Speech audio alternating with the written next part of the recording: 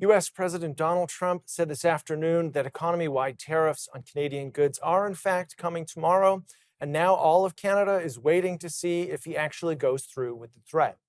Mr. Trump's month-long pause on 25% across-the-board tariffs and a 10% levy on Canadian energy is set to end Tuesday. Now, the federal government has beefed up border security, and Canadian leaders have tried to make a diplomatic push in Washington to try and stop any possible tariffs.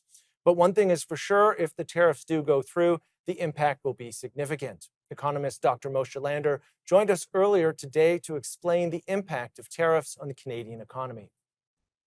We haven't seen the tariffs come into play yet, and we've already seen economic consequences from just the threat of tariffs. GDP has been higher for the last couple of months than what was anticipated, in part because the threat of tariffs is leading producers to dump inventory into the US to avoid the tariffs. Once it's inside the US, you can't tariff it. So you're seeing a shifting of production, bringing it forward, which means that if the tariffs come into play, then it's going to add to the production cuts that are necessary on the other side of their implementation. Even if the tariffs don't come into play, what you have now is that firms are going to say, all right, we need to sit back and relax a little bit because we have to clear out the inventory.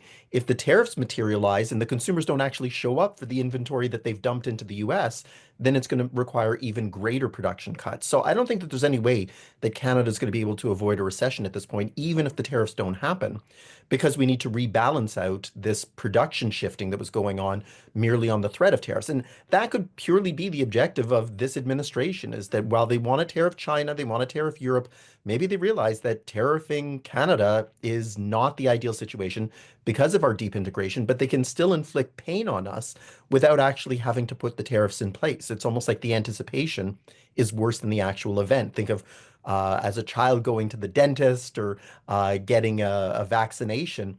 Sometimes the child gets more tensed up at the thought of getting the needle or the thought of the dentist prodding around than when they actually go. Same sort of situation here, just on a much larger scale.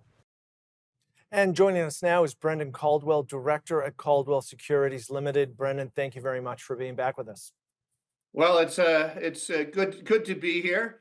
So much to talk about. I don't know why we boo the anthem though, the American anthem.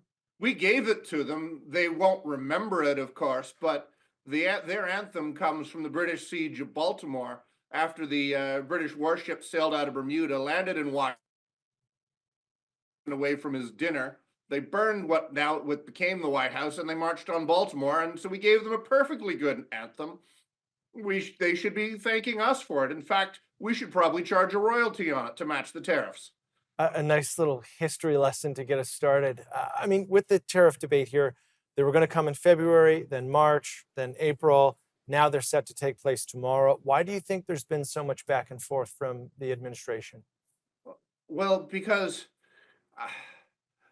chaos is a ladder, as Littlefinger said in Game of Thrones. The president of the United States seems to thrive on keeping his enemies guessing at what he really wants. Does he really want to punish Canada because Trudeau made fun of him behind his back? Does he really want to replace income taxes with the more aggressive and historical tariffs, which is how America paid for itself for the first 100 and some odd years of his existence before income tax was invented? Does he really want this or does he really want that? I think he actually thrives on keeping people guessing. And your guess is as good as mine how an entire economy, the largest trading relationship that has ever existed in the history of the world, can all of a sudden, like that, impose tariffs where there haven't been any on everything that crosses the border. Looks like chaos to me. Yeah, and I mean, on that note, part of the reaction has been more Canadians wanting to shop local and the conversation about interprovincial trade barriers. Do you believe we'll see any efforts towards removing those interprovincial trade barriers? Well, I think it's a bit like the weather. Everybody talks about it, but nobody does anything about it. So, yes, we should, but we shouldn't need the President of the United States to prompt us to do what we should be doing anyway. I mean, I'm old enough to remember when they first brought in the free trade agreement under Mulroney in the 80s. And there was a cartoon where some construction workers were taking down the wall between Canada and the US. And one construction worker says to the other, because they were looking at all these vertical barriers go running north-south, he says, "What do you do about these?" We're just going to leave them here for now. So, I mean, for now has gone on 35 years since we had the first free trade agreement, more, closer to 40, I guess, between the two. And we've still done nothing about interprovincial trade barriers, either for goods or services. So either you're going to borrow from one of the fathers of the American Revolution, I think it was Ben Franklin, who said, "If we do not hang together, we shall all surely hang separately." And on that note, I mean, how is the stock market reacting to this chaos? Do you believe it's having an impact or a large impact on Canadian companies? Well, I don't. It's not just Canada. I mean, I don't know where it is closed, but the Nasdaq was down at least 300 points at one point today. Dow was down way more than 500 points today. Those are the American indices. So this "Make America Great Again" may have a downside that the president.